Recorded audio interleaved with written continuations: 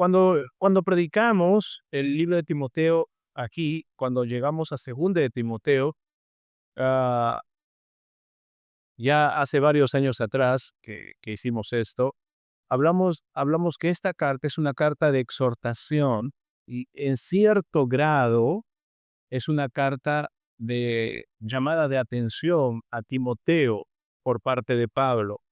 No sé si recordaremos que Timoteo, o por lo que Pablo menciona ahí, Timoteo está tratando de dejar el ministerio. ¿Por qué? Porque si traemos a colación Hechos capítulo 20, Pablo se despide de la iglesia de Éfeso y todos lloran. Dice, Pablo, no te vayas. Y lloran sobre él y dice, hemos estado tantos años contigo y sufren realmente que Timoteo, o perdón, que Pablo vaya a dejarlos porque Pablo tenía que seguir su ministerio y él les dice, es muy probable que ya nunca más vean mi rostro. Entonces Timoteo ve esto y dice, wow, ¿cómo lo quieren? ¿Cómo nos ama? Nos han provisto todo, nos sirven de todo, nos entregan todo, nos dan todo. Y cuando hay inconvenientes en Éfeso, Pablo lo envía a Timoteo. Timoteo es muy probable que vaya con esta mentalidad de que un día se fue, de que sí, cuando nos fuimos nos dijeron regrese, nos abrazaron, no querían que nos vayásemos de este lugar. Entonces, al regresar es muy probable que me reciban de la misma manera o de manera más efusiva de que cuando nos fuimos. Al final vemos que Timoteo tiene problemas en Éfeso. Cuestionan su edad, cuestionan su liderazgo, cuestionan sus enseñanzas, cuestionan todo de él. Entonces Timoteo dice, esto no es lo que yo dejé, no es lo que yo pensaba, y trata tal vez de alguna manera dejar el ministerio. Y es ahí donde Pablo ah, escribe la segunda carta a Timoteo. Y si le llamamos, y si recordamos un poco, es una exhortación a que siga en el ministerio. Es una exhortación total, empezando por el verso 7, que Dios no nos da espíritu de ¿qué? De cobardía, y de temor, sino de amor, de dominio propio. O sea, Dios no nos ha dado ese espíritu. Y llega al capítulo 3, a la a casi ya despidiéndose del ministerio, porque Pablo cuando escribe su segunda carta, como te dije, bien podríamos considerarlo es carta de un moribundo, porque ya está próximo a ser sacrificado. Y él no quiere que pues Timoteo deje el ministerio, sino que continúe adelante con la posta, la estafeta que él está dejando. Y cuando llega al capítulo 3, casi al capítulo 4, que es de despedida en la escribe algo de las cosas más sublimes que encontramos en las Escrituras. Dice, porque toda la Escritura es inspirada por Dios y nos da la utilidad de la Escritura. Él dice, toda la Escritura, así que es ahí donde vas a obtener el recurso. ¿Para qué? Para que afiances tu ministerio. Es ahí en las Escrituras donde vas a obtener los recursos para crecer espiritualmente. Es ahí donde vas a obtener los recursos para fortalecer tu vida. Vas ahí donde vas a obtener los recursos para poder, ah, no en tu sabiduría, sino a través de las escrituras, redarguir, es decir, contrarrestar argumentos equivocados. Esto es lo que significa redarguir. Y no solamente eso, no vas en tu sabiduría, no vas a discipular, sino a través de la vida, porque es instruir en justicia. ¿Con qué fin? ¿Con qué propósito? ¿Sabes por qué la gente es imperfecta? Porque no tiene la Biblia. El verso 17 dice, a fin de que el santo hombre de Dios sea enteramente preparado, dispuesto, ¿para qué? Para toda buena obra. Ese es el fin. Dice, sea perfecto.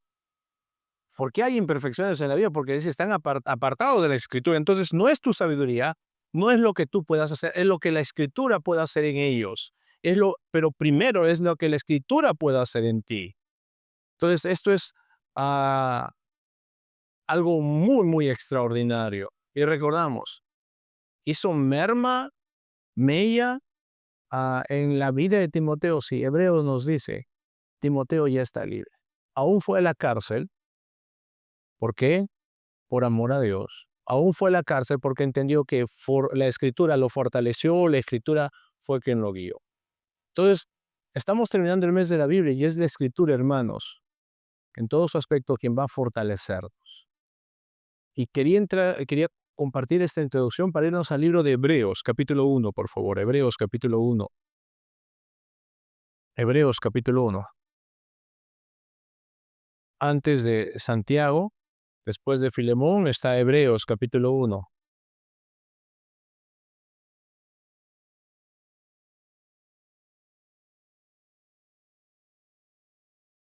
Dice el verso 1 del capítulo 1 y el verso 2. Hebreos 1, 1 y 2. Dice, Dios, habiendo hablado muchas veces y de muchas maneras, en otro tiempo, a los padres por los profetas, en estos postreros días nos ha hablado por el Hijo, a quien constituyó heredero de todo y por quien asimismo hizo el universo. Nos está dando la esencia de la revelación. ¿Y qué revelación? De Dios mismo. Vamos a orar. Padre nuestro que estás en los cielos, te doy gracias por esta mañana. Gracias porque nos permites nuevamente congregar y sobre todo, Dios, nos das la libertad de poder escuchar tu voz por medio de tu palabra y poder así, Señor, mejorar nuestra vida.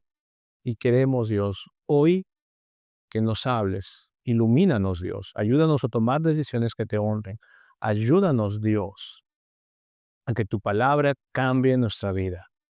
Te ruego por todo lugar donde tu palabra está siendo predicada, Dios, llegue con poder, transforme vidas, mentes, corazones, traiga el arrepentimiento a muchos. Dios, es mi oración también por aquellas personas que hacen esta labor.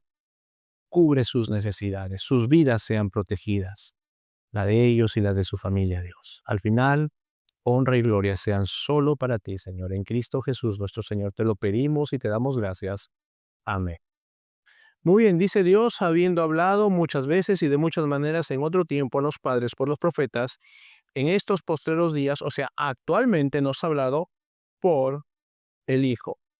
Y lo que está hablando el escritor de los Hebreos es que nos está dando la esencia de la revelación. Es decir, nos revela algo que antes no se conocía, que antes no se sabía.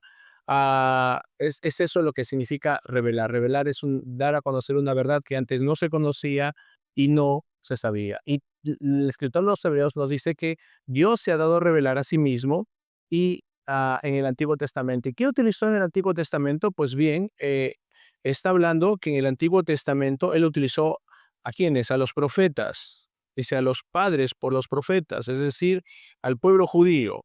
Estos eran los profetas del Antiguo Testamento que recibieron la palabra de Dios hace tiempo atrás y lo revelaron a través de muchas secciones. Eso está en el Pentateuco, está en los libros de historia, está en los libros poéticos como los Salmos, Proverbios, Job, y también está en los libros, como te dije, de historia. Entonces, dice, lo reveló en muchas porciones. Y esta palabra griega es polumero, muchas secciones. Está dividido, Pentateuco, los profetas mayores, profetas menores, libros de historia.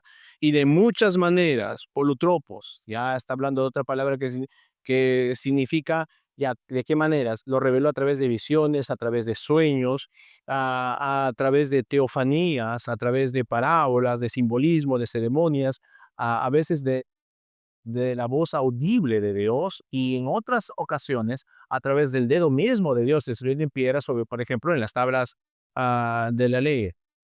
Y todo esto es una declaración, lo entendemos a través de la revelación del Antiguo Testamento. Entonces Dios se revela en el Antiguo Testamento de esta manera.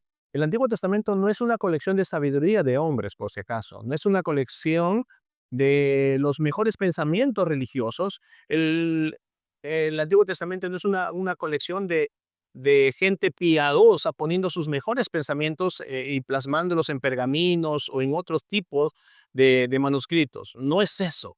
No es gente con el mejor sentido de discernimiento acerca de lo que es bueno, lo que es moral o no moral dentro de la sociedad. No, no, no es eso. No es eso. Es la palabra de Dios. Hebreos dice, Dios habló. En el Antiguo Testamento era Dios, el creador del universo, hablando a los padres por medio de los profetas. Eso fue en el Antiguo Testamento. Ahora en el Nuevo Testamento, Dios ya no utiliza a los profetas, ¿se utiliza a quién? Dice, ahora, en estos últimos días, desde la venida de Cristo, Él ha vuelto a hablar, pero ha hablado en el Hijo. Los evangelios registran a quién? a Jesucristo encarnado. Mateo, Marcos, Lucas, Juan, los evangelios registran a Jesucristo proclamando el mensaje de Dios. Ahora, y las epístolas o el libro de Hechos y en adelante, más allá de los evangelios, Dios está mostrando también el ministerio que cumplió Jesucristo, está mostrando sus verdades y está mostrando el profundo significado de la vida del ser humano. Aún hablando en la revelación de Apocalipsis, está mostrando cómo será la culminación de la vida del ser humano aquí en la tierra y cómo será la venida del Señor y todo lo demás. Así que el Antiguo Testamento, hermanos, es Dios hablando. El Antiguo Testamento, te vuelvo a repetir, es Dios hablando y revelándose a sí mismo. ¿Correcto? Y el Nuevo Testamento es Dios hablando y revelando a su Hijo. Es una verdad, como te dije, revelación es una verdad que no se conocía y que sale a la luz. Ahora, ah, ¿quién es el principal personaje de esta revelación? El principal personaje es Dios de esta revelación. Eh, Conocemos a Dios, conocemos sus atributos, conocemos sus actitudes, cómo reacciona ante las posibles fallas humanas, cómo es que Dios demanda santidad, cómo es que Dios demanda su justicia, cómo es que Dios imprime su justicia en la humanidad. Esto es la revelación de Dios en el Antiguo Testamento, hablando a través de los profetas. Es lo que el libro de Hebreos nos dice. Ah, es la revelación que Dios muestra para que podamos conocer cómo es Dios, quién es Dios, qué tolera, qué no tolera y que fuera de Él no hay otro Dios. Esa es la revelación que Dios da. Y nos lo muestra a través de qué? De las Escrituras. Entonces, ah, y eso es lo que el autor a los Hebreos quiere darnos a entender. El Antiguo Testamento es Dios hablando. Recuerda, los profetas venían, cuando usaban los profetas, no era para vaticinar algún evento del porvenir. El profeta, la primera función del profeta, si bien es cierto, la palabra profeta significa a alguien que va a revelar algo, pero y muchas veces malinterpretamos que el profeta solamente va a dar profecías, eventos que van a cumplirse más adelante, algo que no conocen. No, si bien es cierto, los profetas en cierta manera hablaban esto, pero lo principal trabajo de un profeta era para traer palabra de Dios. Y si analizamos las escrituras, siempre vamos a encontrar a los profetas con un así dice Jehová. Es decir, Dios ha dicho esto, yo solamente soy un alguien que transmite lo que Dios quiere hacerles llegar a ustedes. Así dice Jehová, esto dice Dios, así ha dicho Dios, y es la palabra, es Dios mismo revelándose por medio de su palabra. Esto es algo que quiero que podamos todos nosotros entender, comprender, que Dios se revela a sí mismo. Es Dios mostrándose, mostrando todos sus atributos. Ah, el Antiguo Testamento, escúchenme, no es la historia de David, no es la historia de Sansón, no es la historia de Jefté, no es la historia de Gedeón, no es la historia de Moisés, no es la historia del Mar Rojo, no es la historia del pueblo de Israel, por si acaso. El Antiguo Testamento es Dios revelándose con todos sus atributos, utilizando estas acciones para Él mostrarse como es. Es la mejor manera de cómo Dios, el Antiguo Testamento no nos revela la historia, no es revelar la historia de que David, un pequeño pastor de ovejas, venció a un gigante enorme, no, es mostrando la capacidad de Dios de darle determinación a alguien cuando Él confía en Él, es mostrarse al Dios Todopoderoso, mostrar al Dios de los cielos, mostrar al gran yo soy en ese momento. ¿Entendemos? Y Dios utiliza estas historias para mostrarse y revelarse quién es Él, es lo que dice el libro de los Hebreos. Eso es lo principal y lo fundamental. Esto es lo que el autor nos está mencionando aquí. Entonces, ahora, ah, lo que tenemos es la palabra de Dios directamente. Es la palabra de Dios. Cuando cogemos este libro, hermanos, entendamos que es la palabra de Dios, es la voz de Dios de manera escrita, que Dios lo ha preservado a través de los tiempos. Todo eso lo hemos visto a través de la escuela dominical, 1400 años, 40 autores, diferentes épocas, y todos llevan, ¿qué cosa? Desde Génesis hasta Apocalipsis, un hilo común. No hay contradicciones entre cada libro. Y eso solamente me indica que hay un ser divino que está por encima de todo esto, que pudo realizar ello. Es por eso que Pablo le dice a Timoteo, toda la escritura, y básicamente se señalaba y se señala el Antiguo Testamento, es inspirada por Dios, es útil, y te va a dar la fortaleza para poder seguir en el ministerio, te va a dar la fortaleza para poder corregir los ataques del enemigo, te va a dar la fortaleza para poder contrarrestar algunos argumentos equívocos acerca de lo que es Dios, te va a dar la fortaleza para poder instruir a los que están empezando la vida cristiana, te va a dar la fortaleza para qué, para evangelizar, te va a dar la fortaleza para que tú puedas enfrentar las adversidades. ¿Ves lo maravilloso que es este libro? ¿Ves lo maravilloso que es? ¿Por qué? ¿Por qué me va a dar todas esas fortalezas? ¿Por qué todo me va a dar todo ese cuadro que te estoy mencionando? Porque es la palabra de Dios, es la voz de Dios plasmada en un escrito. Es el creador del universo que se revela a su creación para mostrarse quién es, y no solamente para mostrarse quién es para decir, como yo soy tu creador, recurre a mí para fortalecerte en las diferentes áreas de tu vida. Y lo logra, hermanos. Es maravilloso lo que la palabra de Dios puede lograr. Ahora, vamos a 2 de Pedro, capítulo 1, rápidamente. 2 de Pedro, capítulo 1, verso 20.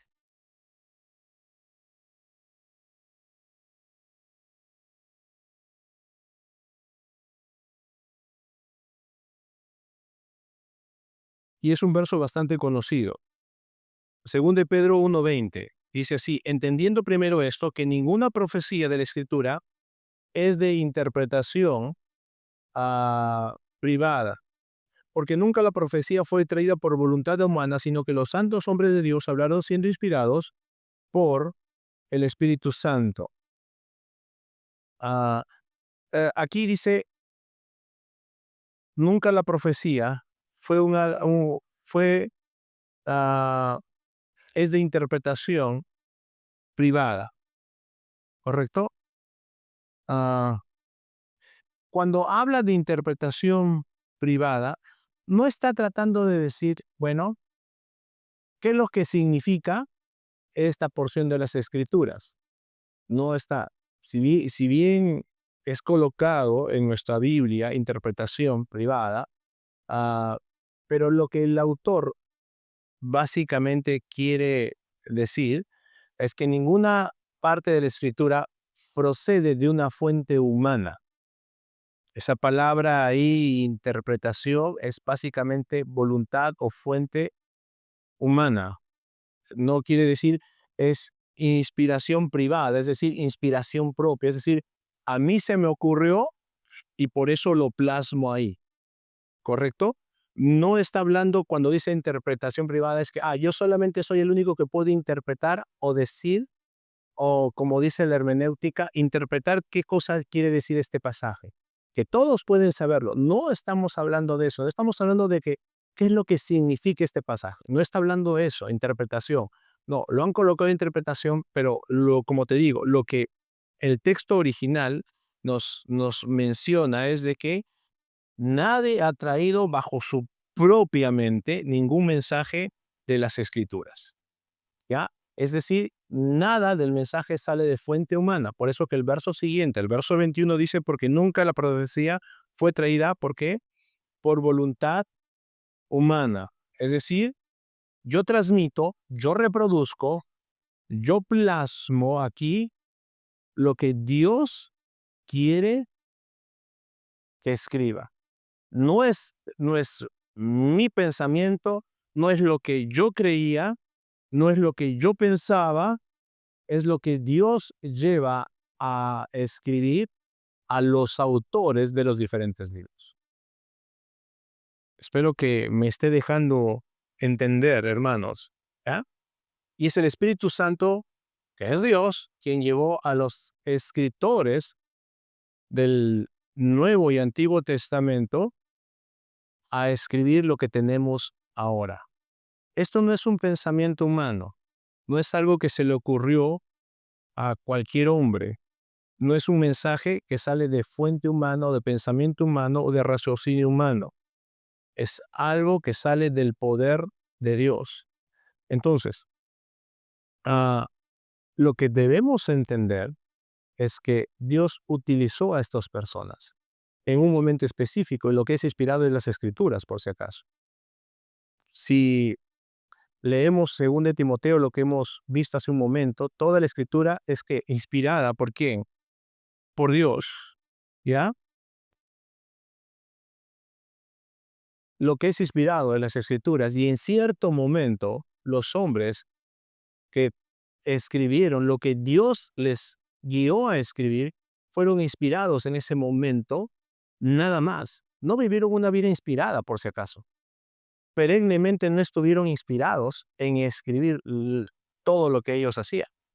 Si no habría, por ejemplo, solamente para citarte un ejemplo, Pablo le dice a la iglesia de Colosas, lo que yo escribo sea leído en la Odisea, y lo que se lee en la Odisea, cuando una vez esa carta que envía a la Odisea sea leída ya, y después de que sea leída, venga acá a Colosas, y la de Colosas vaya a la Odisea. O sea, hagan un cambio de cartas. La pregunta es, ¿por qué la carta a la Odisea no está dentro de los escritos bíblicos? Porque simplemente no fue inspirada por Dios. Esa carta no fue guiada por Dios a que Pablo escribiera. Ah, entonces está mal. No, no está mal. Pablo, sin lugar a dudas, escúchenme, hermanos, Pablo, sin lugar a dudas, ha hablado muchas cosas, ha escrito muchas cartas. ¿Recuerdas cuando llegamos a estudiar 1 Corintios? Cuando llegamos a estudiar 1 Corintios le dije, 1 Corintios en realidad, si seguimos un orden lógico, cronológico, no debería ser 1 Corintios. 1 Corintios debería ser 2 Corintios, porque antes de que lo que tenemos en la Biblia como 1 Corintios, Pablo escribió una carta anterior a los Corintios. Y lo que tenemos como 2 Corintios no debería ser 2 Corintios, debería ser, ¿qué cosa? 4 Corintios. Porque antes de escribir 2 Corintios, Pablo escribió otra carta a los Corintios. Es decir, Pablo escribió una carta, la cual no está inspirada por Dios, luego escribió lo que sí está inspirado, que conocemos como 1 Corintios, luego escribió otra carta que tampoco está inspirada por Dios, luego escribió una cuarta carta que la conocemos 2 Corintios. Es decir, de las 4 cartas que Pablo escribió a los Corintios, la primera y la tercera no están inspiradas por Dios. Solamente está inspirada la segunda y la cuarta, por eso le ponemos con 1 y 2 Corintios. No es un trabalengua, pero espero que me entiendas. ¿Qué quiero decirte con esto? Que solamente los escritores de la Biblia, cuando fueron inspirados, fue por un momento específico, solamente en ese momento y tiempo que Dios determinó que escribiera lo que Él quería transmitir como mensaje. No vivieron inspirados constantemente, no estuvieron inspirados todo el momento, por si acaso. No estuvieron ellos inspirados con cada vez que escribía. No, solamente por un lapso muy pequeño, largo, para escribir lo que tenemos ahora. Porque en realidad lo que fue inspirado realmente es que esto, lo que tenemos hoy, las escrituras. Entonces, no es, escuchen, hermanos, no es una genialidad humana. A través de la historia tenemos muchos genios. Tenemos genios en la pintura, podemos encontrar a Monet, Rembrandt, etcétera. Tenemos genios en la música, Vivaldi, a Mozart, a Beethoven, Chopin, y etcétera.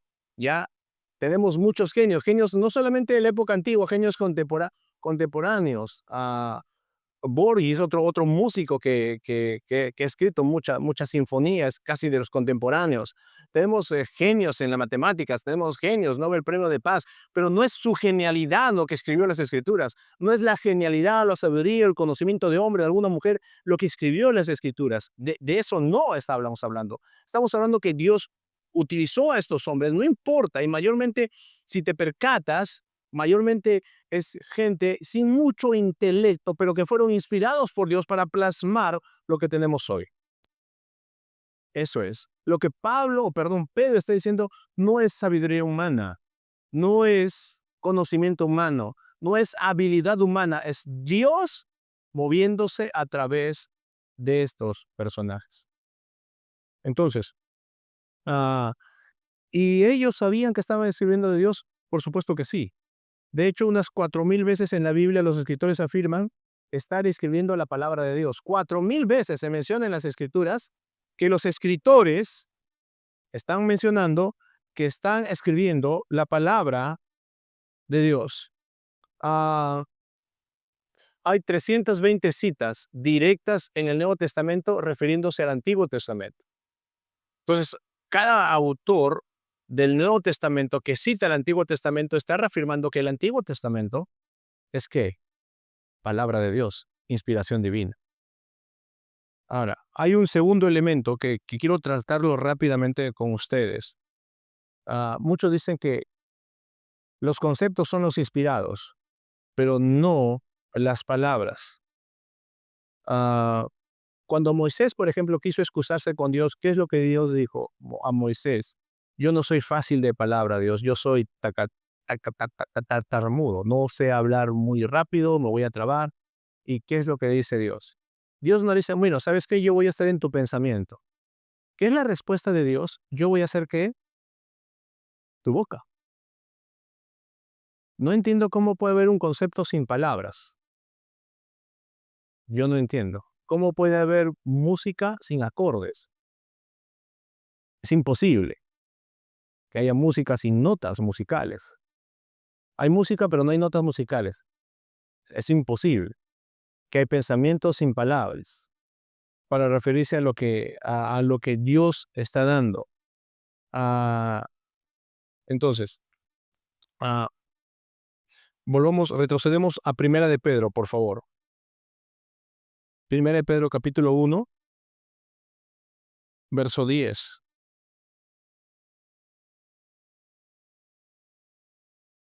Miren lo que dice el verso 10. Los profetas que profetizaron de la gracia destinada a vosotros, inquirieron y diligentemente indagaron acerca de esta salvación, escudriñando qué persona y qué tiempos indicaba el Espíritu de Cristo que estaba en ellos, el cual anunciaba de antemano los sufrimientos de Cristo y las glorias que vendrían tras ello. Ah,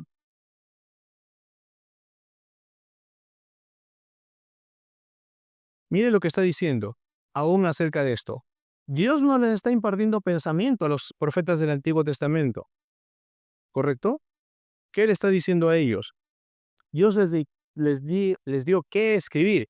Y ellos comenzaron a escribir, no estaban poniendo pensamiento, vendrá un Salvador. No, están poniendo detalles acerca de esto. Verso 10 dice, los profetas que profetizaron de la gracia destinada a vosotros inquirieron y diligentemente indagaron acerca de esta salvación, que profetizaron, que escribieron, porque lo plasmaron. Ellos comienzan a escribir porque tienen una inspiración de Dios, tienen una guía de Dios. Dios los está guiando a escribir y comienzan a escribir porque están siendo inspirados por Dios. Dios les está diciendo, escribe esto. Claro, respetando su forma, su dialecto, respetando cómo era la persona y todo esto. Comienzan a escribir. Y dice la Biblia que ellos escribieron y dice, oye, pero yo he escrito esto. ¿Y a qué se refiere? No está escribiendo conceptos, está escribiendo cosas de detalles. Dice, bueno, si y ellos sabían que muchas veces que escribían la palabra de Dios, escribían lo que Dios mandaba, y ellos decían, bueno, he escrito sobre estas cosas, ¿y qué quiere decir? Y dice Pedro que ellos, ¿qué hicieron? Buscaron, indagaron diligentemente acerca de esta salvación, de la profecía que escribían acerca del Mesías, del Salvador, de la salvación que vendría. Buscaron qué es lo qué es lo que quiere decir esto. ¿Qué es lo que Dios me ha mandado a escribir? ¿Por qué es esto?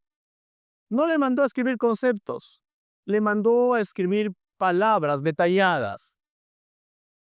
¿Entiendes lo que estoy tratando de decirte? Cuando muchas veces se dice, bueno, la Biblia está inspirada, pero solo conceptos, no palabras reales.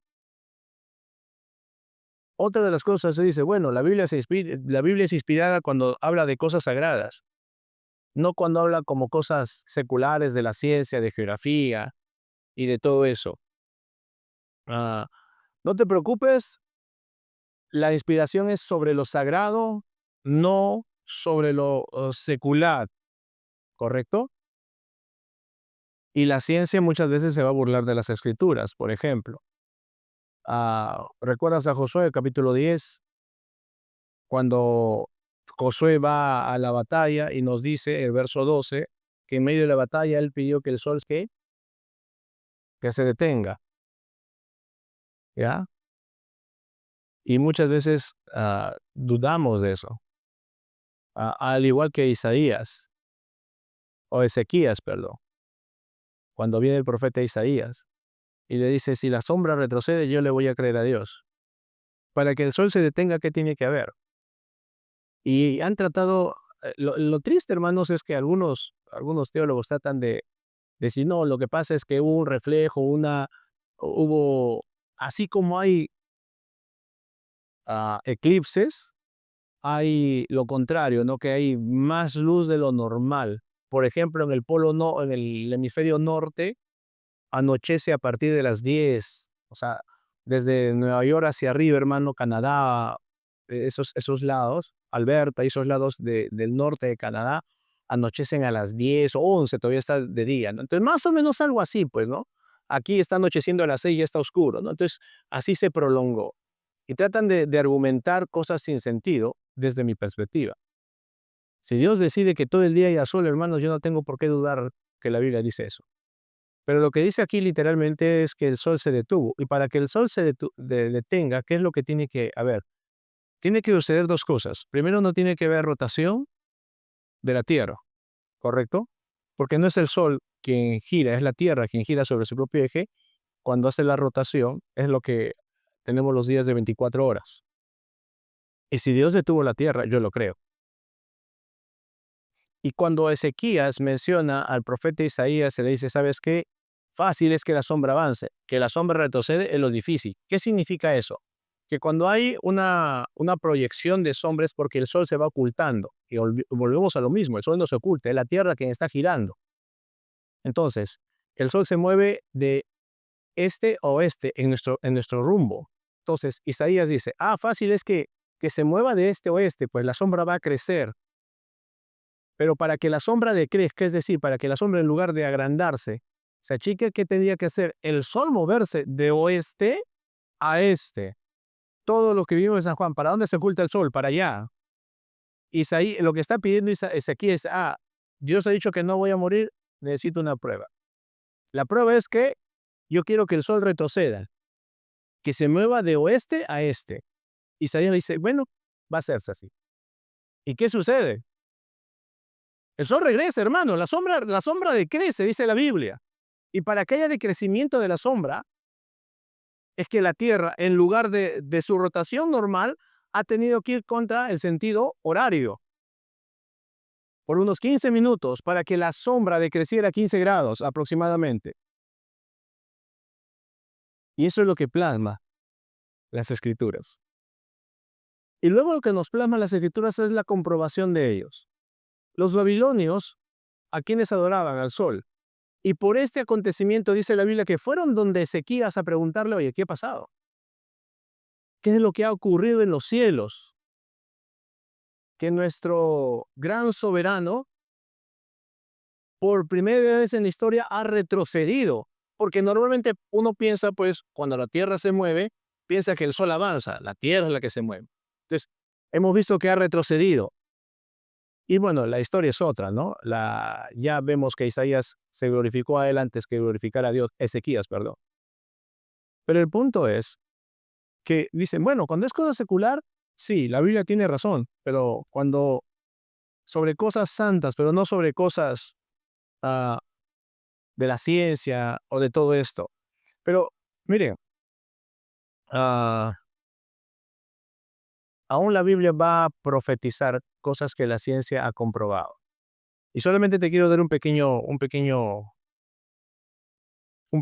dato aquí. Ah, por ejemplo, hay un científico que se llama Herbert Spencer, murió en 1903. Y él redujo todo lo que tenemos en la Tierra ah, en 5 categorías: tiempo, fuerza, acción, espacio y materia.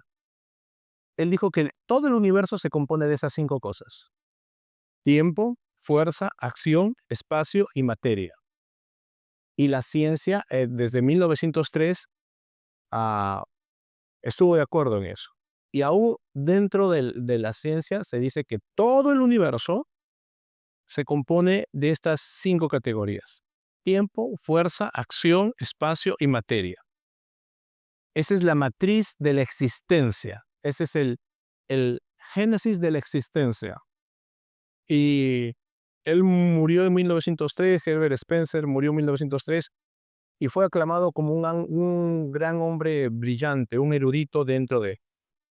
Pero lo que nadie se ha percatado, que esos 5 elementos están al inicio de la escritura. Si leemos Génesis 1:1 dice, en el principio creó Dios los cielos y la tierra, ¿correcto?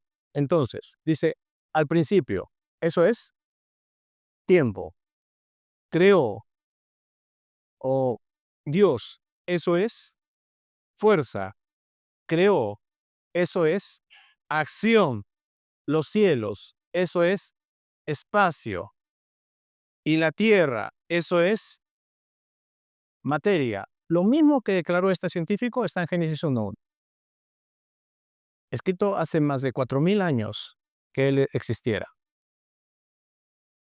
Otra de las cosas que quiero mencionarlos es la primera ley de la termodinámica, que la ciencia va a decir, habla acerca de la conservación de la masa, de la energía, en lo cual Albert Einstein pasó mucho tiempo tratando de estudiarlo, ¿correcto? Ah, las escrituras hablan de ello. También habla de la segunda ley de la termodinámica, que es el orden decreciente de las cosas, es decir, todo va al desorden y todo va a la extinción. Pero aún los científicos con la segunda ley, no con la primera ley, con la segunda ley de la termodinámica, no tienen un raciocinio de por qué todo va a la extinción y todo va al desorden. Entonces, la Biblia nos menciona así, nos da una respuesta a la segunda ley de la termodinámica. Romanos capítulo 8 nos menciona que la tierra está gimiendo por su liberación y que en algún momento eso va a desaparecer. ¿Entiendes el punto? La Biblia da respuesta a una gran incógnita de la segunda ley de la termodinámica argumentada por la ciencia. Entonces, el punto es, cuando hablamos de las cosas santas, sí, la Biblia es inspirada, pero cuando hablamos de cosas seculares, no, la Biblia no tiene inspiración ahí. Por supuesto que sí.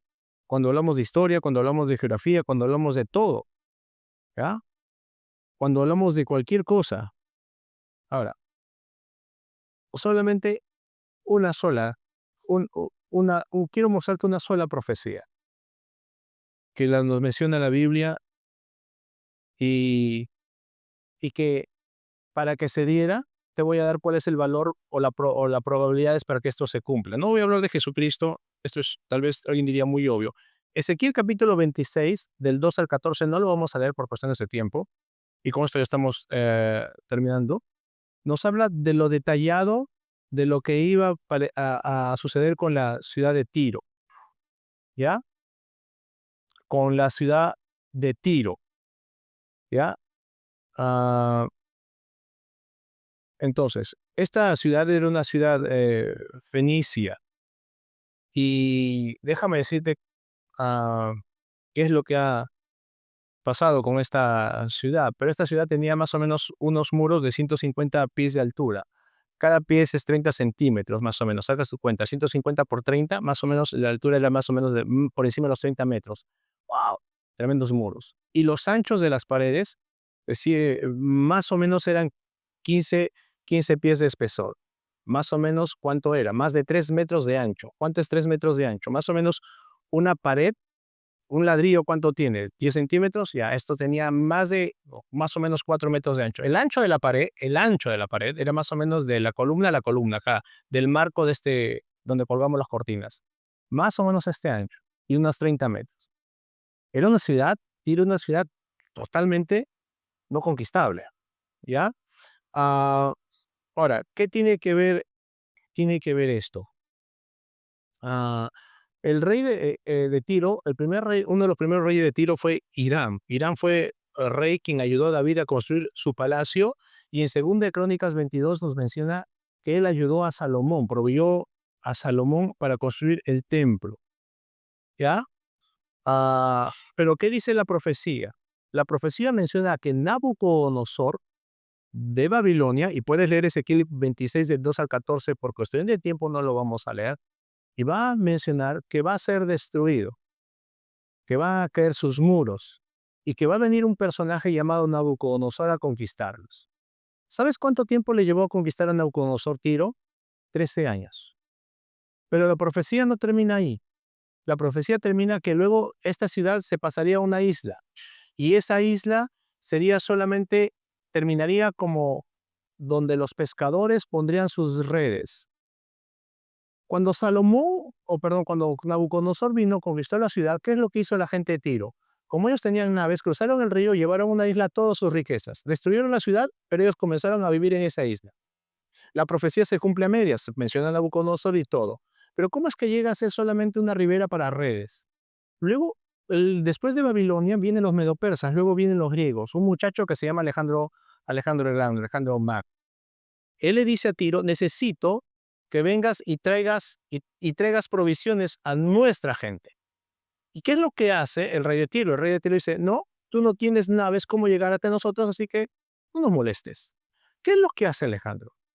Alejandro es un hombre muy fácil y táctico en la guerra. Él coge todos los escombros de la ciudad de Tiro y hace lo que es más o menos como un puente hacia esa isla. Y construye estas grandes maquinarias de guerra que comenzaron a catapultas, más o menos. ¿Comenzaron a qué? A combatir contra la ciudad. Llega a la ciudad y los destruye por completo. ¿Sabes qué es la ciudad de hoy de Tiro? Pues bien, hoy es esa ciudad, básicamente es ribera de donde se cuelgan las redes de pesca. Fue aniquilada por completo. Ah, la pregunta que es, ah, ¿cuál es la probabilidad de que todo esto se cumpla? ¿Cuál es la probabilidad? Es 1 en 75 millones. Eso es más o menos, ¿cuánto?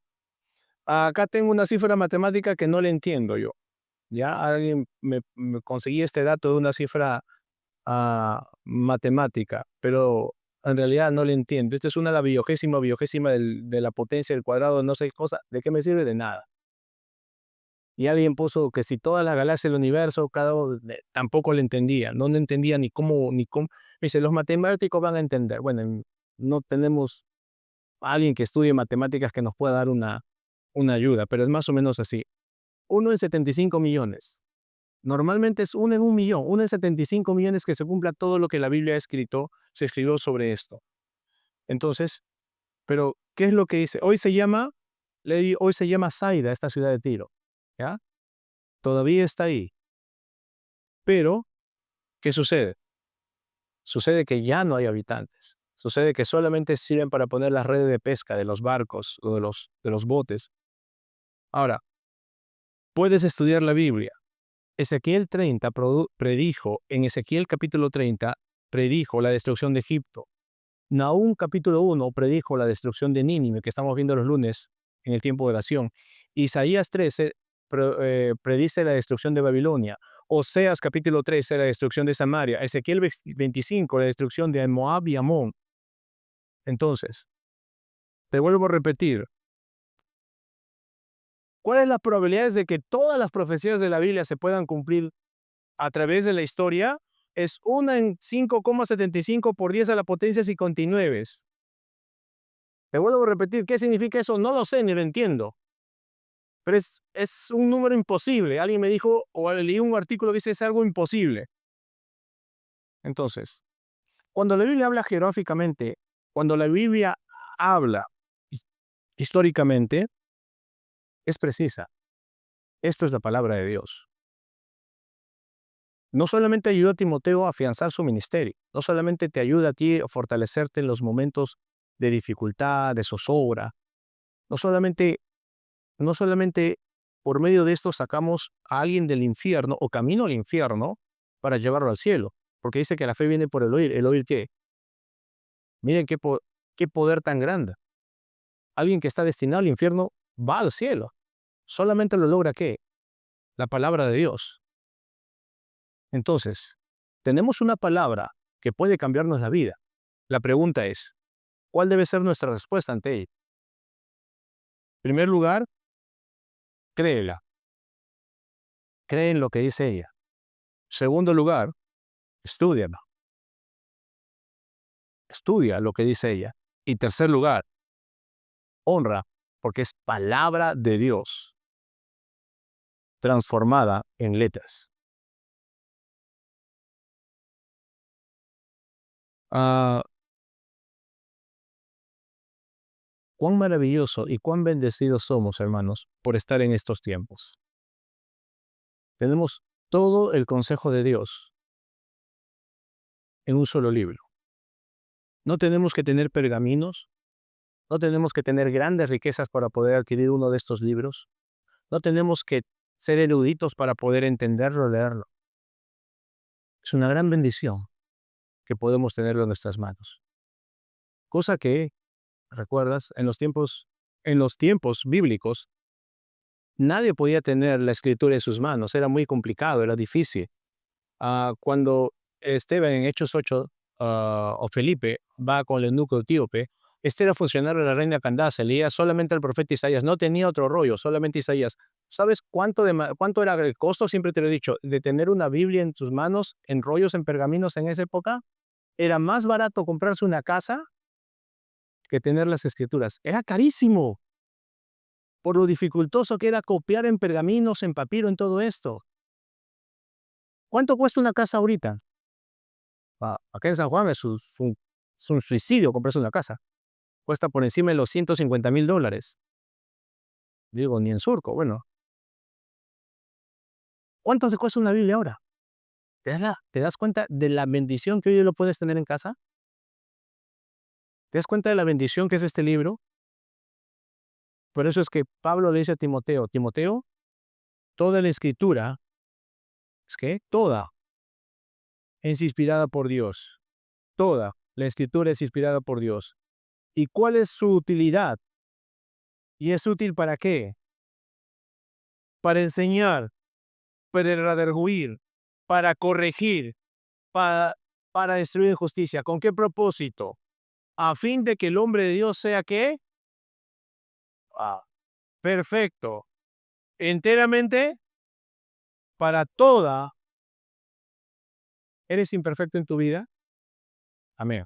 Todos somos imperfectos. ¿Qué es lo que no va a perfeccionar? Créela. ¿Tienes problemas por tu imperfección en el matrimonio? ¿Quién es lo que te va a corregir? ¿Quién es lo que te va a ayudar? Pero no solamente es que si la lees y obtienes el conocimiento, es que si lo pones en práctica. De nada me sirve saber, conocerla, si es que no hay, de mi parte, sujetarme a las normas que Dios establece. Toda la escritura, con el fin de que el hombre de Dios sea perfecto, enteramente preparado para toda, no para mala obra, para toda buena obra. Cierra tus ojos, inclina tu cabeza en esta mañana.